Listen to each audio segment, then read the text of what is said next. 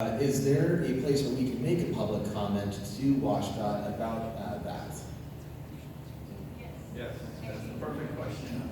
Okay, so WashDOT is doing their Dog and Pony Show now, going around and talking about what the interchange is gonna look like.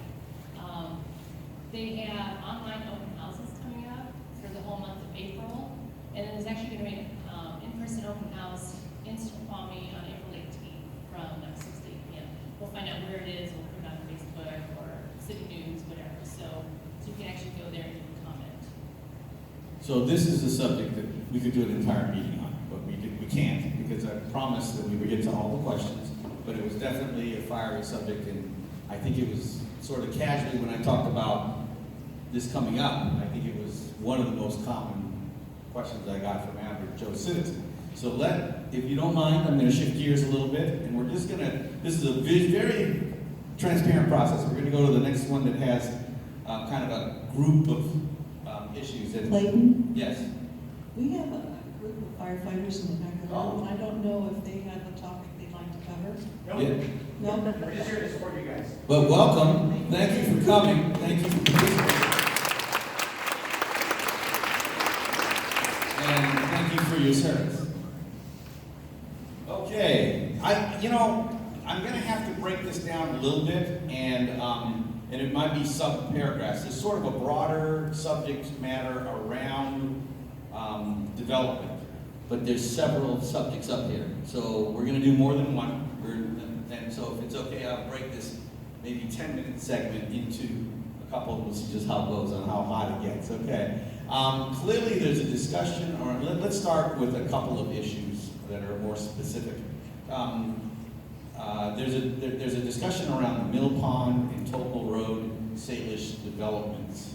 So let's start with that. There's a couple that talk about that. And so, is there broad subject-wise? Does someone want to start with a comment rather than me ask the question, or should we throw it to them first and then we'll go from there? Let's let the council. Who wants to start with the broad subject of now? Yes. Clayton, unfortunately, we actually can't discuss the Mill Pond here tonight. Just so you all know, there's, in the city government, you've got the three branches. In city government, the city council actually sits as two. The legislative branch, for some things, we're also the judicial branch. There is something that will be coming before us, what's called quasi-judicial, which means we will have to act as judges. And because of that, we're not allowed to have any input other than what goes on the record. That probably makes sense, being how a judge would do things. So we're actually not allowed to discuss that particular project. Does it make sense then? I always believe that we ought to try to address as much as we can. I understand that. That's sort of a, someone that wants to be a judge isn't supposed to talk about something they might have to rule on. But on the other hand, maybe you can address what time frame procedurally where it's at. And that's without getting into the substance of the arguments. And I think, would that be within the bounds? So at the mill site in particular, it's very simple. We have not received the EIS. That's the environmental impact statement. So until that, and we've been hearing that's coming since I've been on council, which is 2 years. So September, that's okay, cool. I've heard every month. I don't know what your source of information on that. Greg. Yeah, in September before that. So that's a process that's driven by the Army Corps of Engineers, as well as the prospective developer. And until we have that document, nothing. That's what we're waiting for. So I have not received any update.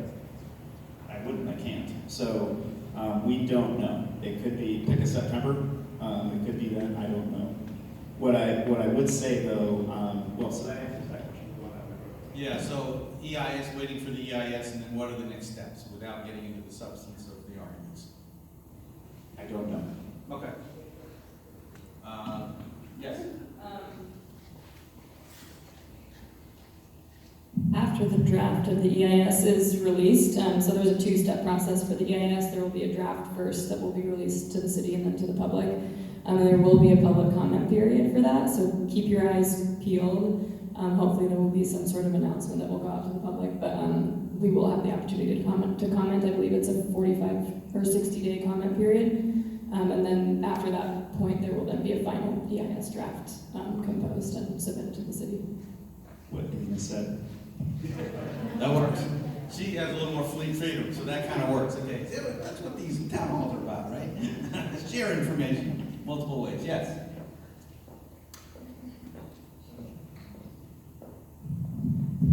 Well, I hadn't been around for a while, but to circumvent the mill site in Boris Lake, traffic studies, okay? We are building a Salish expansion with, I guess, around 300 cars to be parked there, 175 homes. So I would like to know how you're gonna mitigate the traffic from Tokel Road, the roundabout, and from Meadowbrook Way, when the new high school, which is the largest in the state, is done, and is also in the floodway, and right now we're trying to get it out of the floodway from the looks of things, which I cannot buy into. I've been here since 1979 in the valley. I lived in Meadowbrook since 1984. And I'm really, and the traffic you just talked about a little while ago, when they build all this, did you folks forget it's gonna come over Snoqualmie Parkway? And it's gonna go down Highway 202, which I posted several things about doing a study on Highway 202. And I tried to point out to the DOT that Highway 202 starts in North Bend. And so you're gonna have everybody going down and over your parkway, our parkway, I should say, I'm sorry, I'll take that back. I was up here twice today, so that's a record for me. A soccer game and a meeting. Thank you. We appreciate it. Now, I think that's gonna fall into the substantive conversation you all can't have, but you all have the opportunity to voice your opinions. Is that sounding correct? We can talk about Salish. Oh, that's it. Okay, gotcha. Okay. No fun. Sorry. So early on in the Salish discussions, there were discussions along of impact, environmental, traffic, whatever. Part of what you see in the Tokel roundabout is the mitigation that was committed as part of that, to put that Tokel roundabout to manage some of that traffic.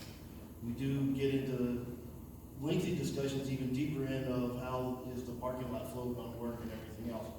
So as we get to different stages, different amounts of mitigation discussion come into effect, different agreements come into effect.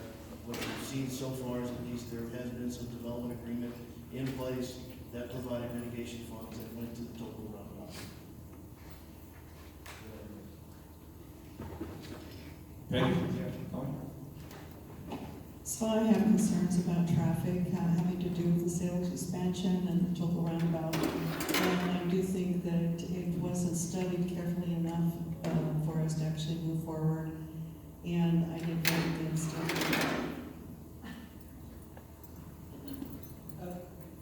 Sure. Bob?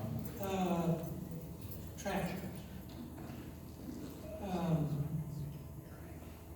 The Salish expansion is a multifaceted project, and it's all been approved.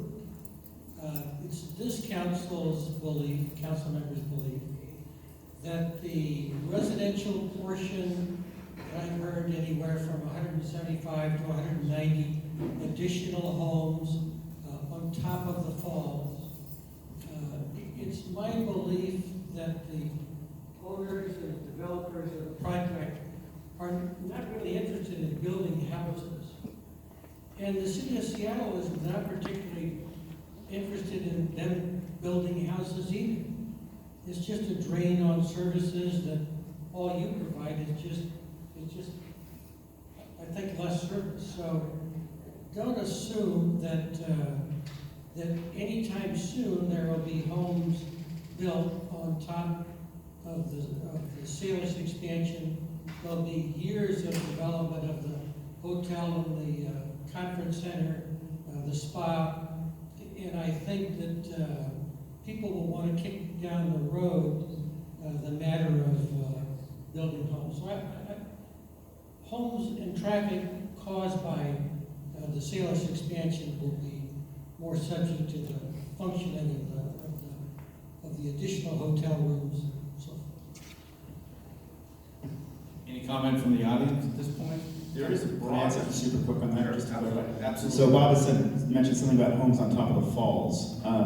There are no homes going on top of the falls.